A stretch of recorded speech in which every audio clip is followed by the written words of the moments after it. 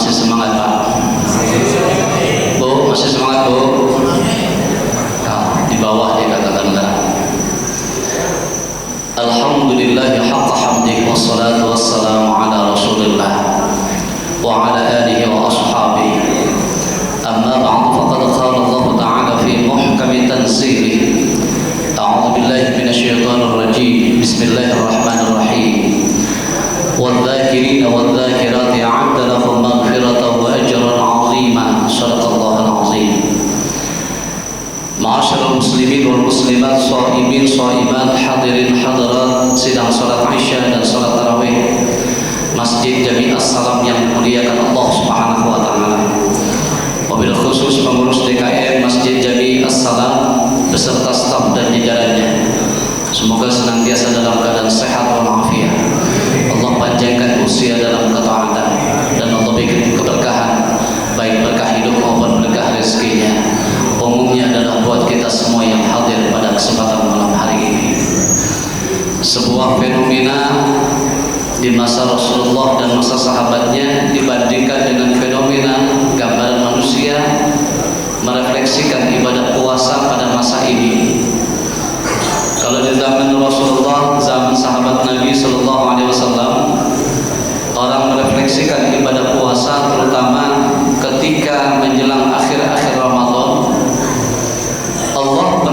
Mereka penuhi, mereka makmurkan masjid-masjid yang terdekat yang ada, begitu pula musola-musola yang ada, dipenuhi, dimakmurkan. Mereka menancapkan dirinya untuk qiyamul lail, untuk i'tikaf di dalamnya.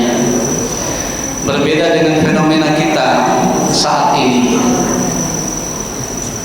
Tempat ibadah kita berpindah dari masjid-masjid musola menuju tanah abang, pasar-pasar terdekat. Kalau dulu ada pasar malam, ramai pasar malam, sekarang sudah mulai tidak ada selepas Covid. Tapi gak mau kalah juga ibu-ibu, tempat ibadahnya pindah, main ketika Lazada, Shopee, yang begitu yang bikin puyeng lakinya puyeng. Habis akhir bulan tekor lagi, habis bininya pesen melulu. Insya Allah di sini nggak ada yang begitu. Bapak Ibu hadirin hadirat yang dimuliakan Allah Subhanahu wa taala, ada satu bahasa kiasan kalau menjelang akhir Ramadan itu kan mengencangkan ikat pinggangnya. Kenapa? Menancapkan dirinya dengan kesemangatan, tegak berkesungguhan di malam hari untuk melaksanakan ibadah puasa, ibadah sholatnya dan zikir-zikirnya. Karena itu sebuah maqalah di dalam qasidah disebutkan, fi kayanshaq kullu insan litilawati wal qiyam wa yusaffar kullu syaitan wa yukabbar fil mahadi. Fi kayanshaq kullu insan, pada manusia Ramadan itu memberikan kesemangatan buat kita. Kesemangatan apa? Litilawati wal qiyam, atas bacaan Quranmu, wal qiyam, dan tegak berkesungguhan di malam harinya untuk ibadah salat tahajudnya, salat hajatnya, salat tasbihnya, bahkan salat taubatnya. Disuruh kita. Kalau kita bisa tegak berkesungguhan di malam hari, lalu kita menyibukkan diri kita dengan bacaan Al-Quran kita, wa yusaffat kullu syaitan, baru kita bisa membelenggu syaitan dengan belenggu yang kuat yang Allah sudah sediakan melalui amaliyah ibadah kita itu. Selain membelenggu syaitan, wa yukabbar fil mahani, kita bisa meluluh lantakan kesombongan di dalam diri kita, keegoan kita. Itulah puasa. Makanya puasa memiliki keistimewaan. Yang pertama disebut syahrul ibadah, yang kedua disebut syahrul maghfirah. Disebut syahrul ibadah kenapa? Man taqarraba bi qasratin kama kana kaman adda fardatan fi ma siwa, wa man adda fardatan kana 70 fardatan fi ma siwa. Siapa orang yang mengerjakan perkara yang sunnah, Allah balas dengan perkara yang wajib. Dan siapa orang yang mengerjakan perkara yang wajib, Allah balas 70 kali lipat pahala yang wajib. Itu disebut syahrul ibadah. Kalau syahrul maghfirah dikatakan di sana, idza kana awwalul lailatin min Ramadan yanzuru ilaihi birrahmah wa man nazara ilaihi birrahmah la yu'adzibu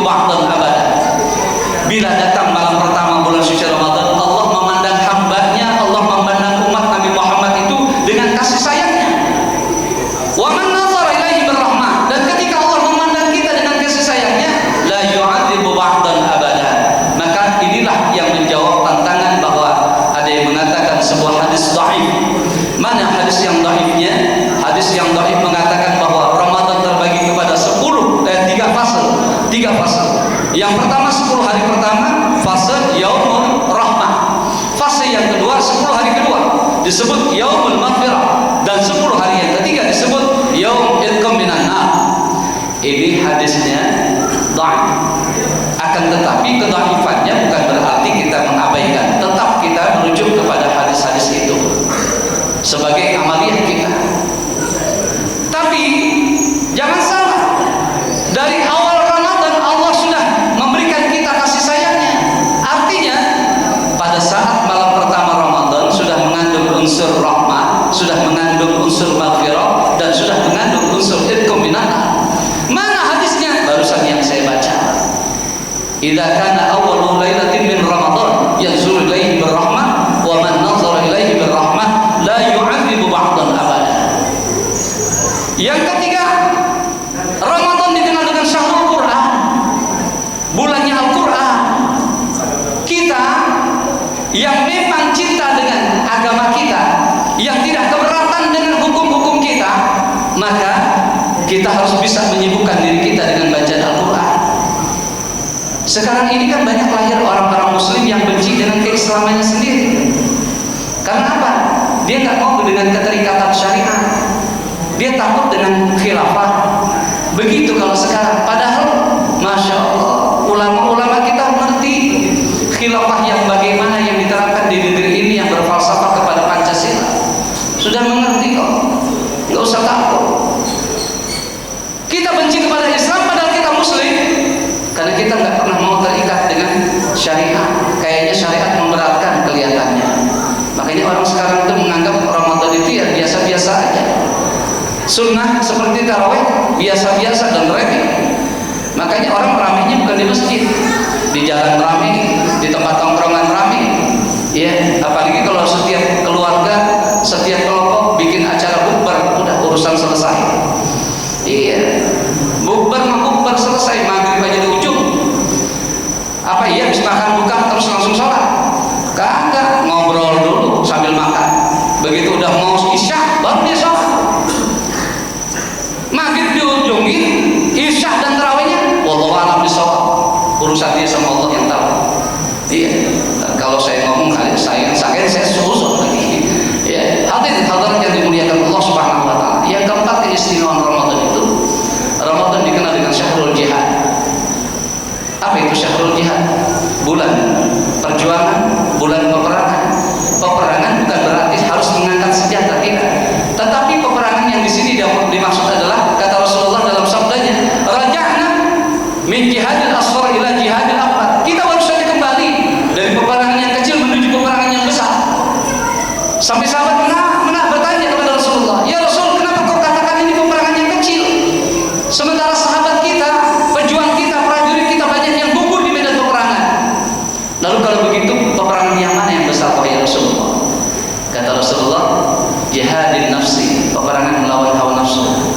Nah, peperangan hawa nafsu itu yang paling dominan di dalam diri manusia adalah tulul amal, panjang angan-angan. Apa itu panjang angan-angan? Terlalu cinta kepada dunia tapi lupa akan kematian. Orang kalau sudah cinta kepada dunia, lupa dengan kematian. Pada akhirnya kita seenaknya saja hidup di dunia ini tanpa mengingat bahwa amaliyah ibadah kita begitu minim di hadapan Allah Subhanahu wa taala. Oleh karena itu hadirin hadirat sidang salat Isya dan salat tarawih yang dimuliakan Allah, kembali yang kita lakukan ini, sujud kita, bacaan Quran kita, lalu sedekah kita, zikir-zikir kita, berbuat baik kita, muamalah kita kepada sesama manusia. Orientasinya bukan pahala, orientasinya bukan kita ingin mengharapkan surganya Allah, orientasinya bukan karena kita takut dengan nerakanya Allah, tetapi orientasinya yang paling utama adalah mengharapkan cintanya Allah Subhanahu wa taala yang disebut dengan rahmat. Kalau Allah sudah memberikan cintanya kepada kita, jangan bertanya tentang itu minana. Kalau Allah sudah cinta kepada kita, jangan bertanya pintu-pintu surga ditutup atau dibuka. Ketika Allah memberikan cintanya kepada kita dengan sepenuhnya, jangan bertanya kita akan diancam masuk neraka atau tidak. Yang jelas Allah akan hindarkan diri kita ke dalam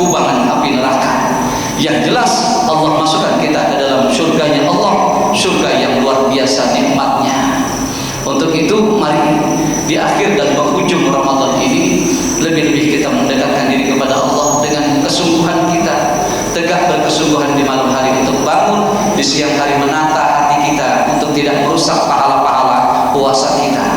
Semoga ini bermanfaat buat kita, wabil khusus buat diri saya pribadi, dan semoga di saat Ramadan tamu kita yang mulia ini pergi meninggalkan kita, dia sempat menoleh ke belakang menengok kita dengan senyumannya, dengan ucapan selamat, dengan ucapan ma'assalamah ila liqa, sampai berjumpa kembali, dan selamat sampai kepada surganya Allah, dengan senyuman-senyuman itu.